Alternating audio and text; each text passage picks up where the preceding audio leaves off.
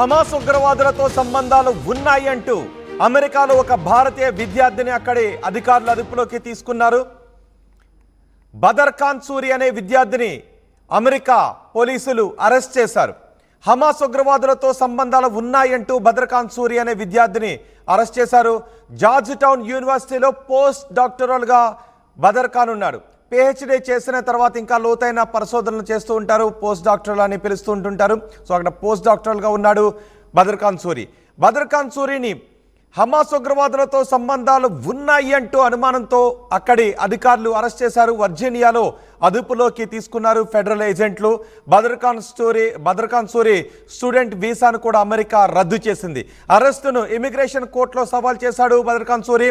తనకు నేర చరిత్ర లేదు అని, కానీ తన భార్య మాత్రం పాలస్తీనా మూలాలు ఉన్న వ్యక్తి అని, అందుకే ఆ అనుమానంతోనే తనను అరెస్ట్ చేశారు అని బదర్ ఖాన్ సూరి అంటూ ఉన్నాడు. తన భార్యకు పాలస్తీనా మూలాలు ఉండటంతోనే అరెస్ట్ చేశారని బదర్ ఖాన్ సూరి అంటున్నాడు. తనకు భారతదేశంలో ఎటువంటి నేర చరిత్ర లేదు అని బదర్ ఖాన్ సూరి చెప్తున్నాడు.